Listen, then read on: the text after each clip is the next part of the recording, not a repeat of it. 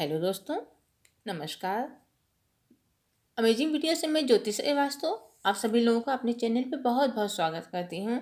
दोस्तों, आज मैं आप लोगों के लिए कार्तिक मास की एक कहानी लेकर आई हूँ। तो चलिए उस कहानी को सुनते हैं।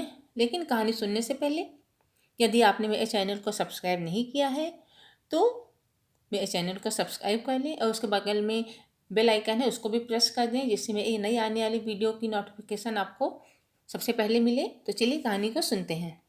किसी गांव में एक बुढ़िया रहती थी। बुढ़िया हमेशा कार्तिक का व्रत रखती और गंगा स्नान को भी जाती थी। जब भी बुढ़िया कार्तिक का व्रत रखती तो उसके व्रत खोलने के समय कृष्ण भगवान आते और एक कटोरा खिचड़ी का रख कर चले जाते।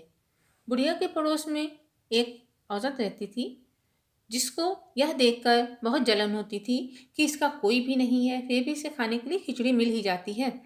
एक दिन कार्तिक महीने का स्नान करने बुढ़िया गंगा गई।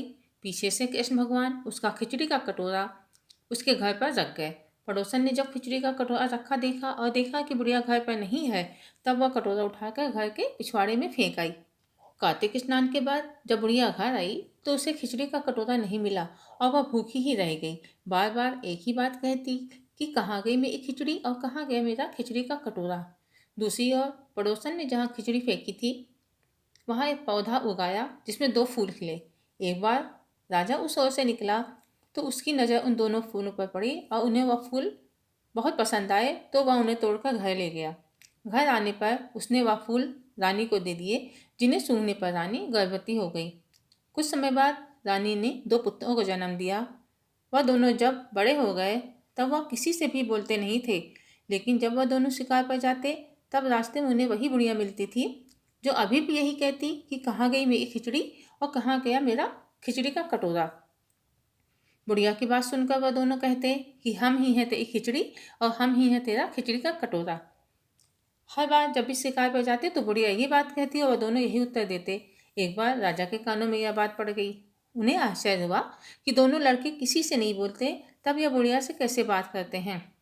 राजा ने बुढ़िया को राजमहल में बुलवाया और कहा कि हम में से तो किसी से ये दोनों बोलते नहीं हैं, तुमसे यह कैसे बोलते हैं। बुढ़िया ने कहा कि महाराज, मुझे नहीं पता कि ये मुझसे कैसे बोलते हैं। मैं तो कार्तिक का व्रत रखती थी और भगवान कृष्ण मुझे खिचड़ी का कटोरा भर कर दे जाते थे। एक दिन मैं स्नान करके वापस आई तो मुझे वह खिचड़ी की कटोरा नहीं मिला। जब से मैं कहने लगी कि कहाँ गई मेरी खिचड़ी और कहाँ गई मेरा खिचड़ी का कटोरा, तब इन दोनों लड़कों ने कहा कि तुम्हारी पड़ोसन ने तुम्हारी खिचड़ी फेंक दी थी तो उसके 2 फूल बन गए थे। वह फूल राजा तोड़ कर ले गया और रानी ने सूंघा तो हम 2 लड़कों का जन्म हुआ। हमें भगवान ने तुम्हारे लिए ही भेजा है। सारी बात सुनकर राजा ने बुढ़िया को महल में रहने को कहा। हे कार्तिक महाराज, जैसे आपने बुढ़िया की बात सुनी वैसे ही आपका व्रत करने वालों की भी सुनना। तो दोस्तों, आप लोगों को कहानी कैसी लगी हो प्लीज़ कमेंट बॉक्स में ज़रूर बताएं। धन्यवाद।